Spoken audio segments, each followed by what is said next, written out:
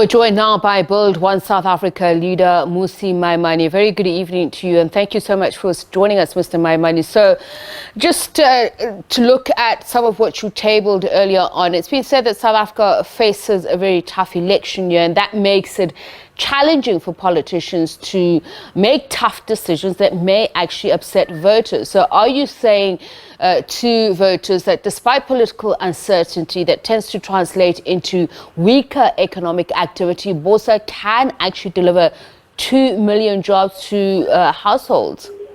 Yeah, good evening, and good evening to fellow South Africans. We must understand what has been the ultimate limitation to job creation. And at one level, it's the state of governance in the country.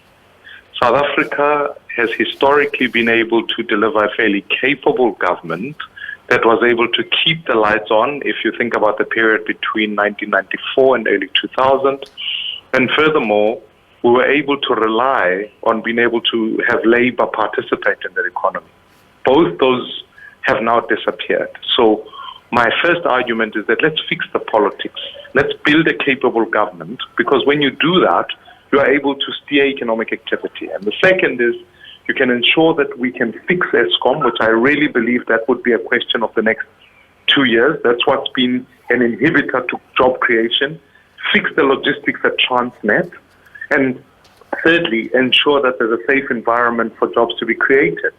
The last thing ultimately is about our streets, our communities being safe, because no business can thrive in an environment where people are being murdered. So we have to ensure that we prioritize these, stimulate small businesses. This way we can create the 2 million jobs. And I'm confident that in 5 years we'll be able to put a job in every home.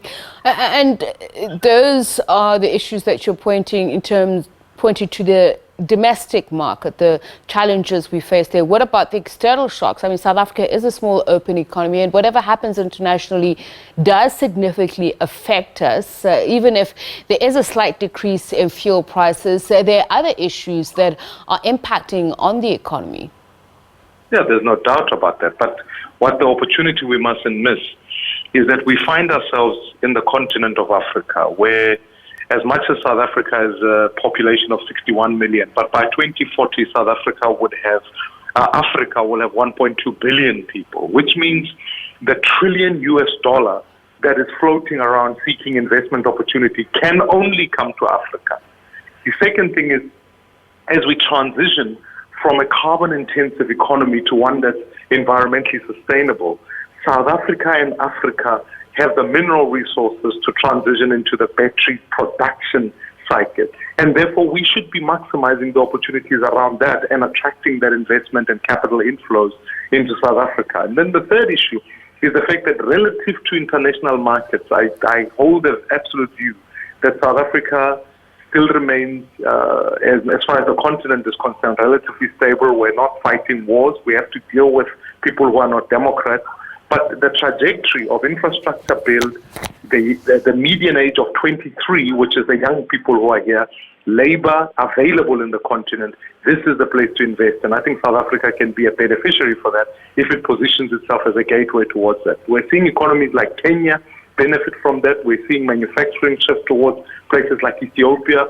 And you cannot deny the fact that a country like Rwanda is starting to take strides in being an innovative center in the continent. I mean, some of the areas that people say should be low pickings or in terms of job creation, if you look at the agricultural sector, if you look at the manufacturing sector, for instance, South Africa is heavily reliant on exports, just in terms of the commodity sector. And if we're looking at the price fluctuation and the demand variations, isn't that going to be a challenge if you're hoping to deliver these promises? No, I mean, I think when you talk about export markets and commodity, I mean, I can use one commodity we've been able to see a super high demand on, but because of logistics within the country, we failed to deliver on, which is the export of coal. If you think 2 years ago, we had a bumper year that was able to balance off our fiscus as a function of just the coal price going through the roof. And now South Africa can't maximize that because our ports are not functional. That's why we have to deliver a plan about how we fix our port management and create public-private partnerships in that space so that our exports are much more efficient in going up. The fundamental here is that South Africa, it doesn't have the challenge of minerals.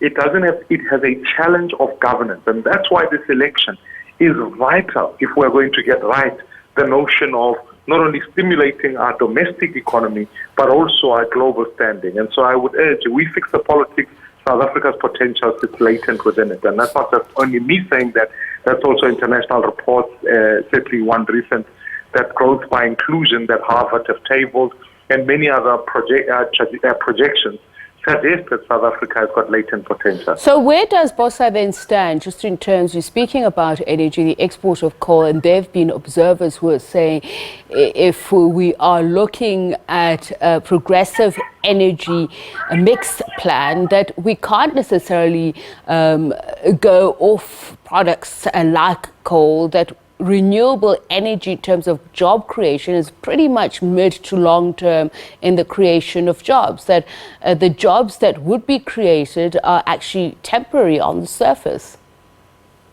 No, I think when it comes to the question about coal and energy, the fact is, even if no one must sit here and tell us that we're going to be off coal in the next 5 years, the reality is that 70% of our energy mix is coal.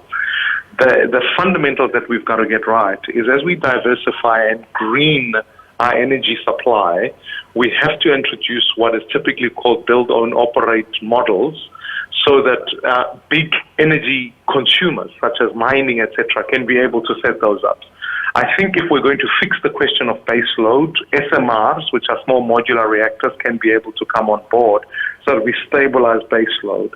And then ultimately, as we proceed, the environmental transition program is going to take us at least the next 5 to 10 years to be able to achieve, so that we reduce emissions, but ensure that we diversify energy. But lastly, I do think South Africa is also facing up to a reduction in demand as various sectors are starting to take themselves off the grid. So the opportunity for diversification of energy is certainly one that is before us going forward.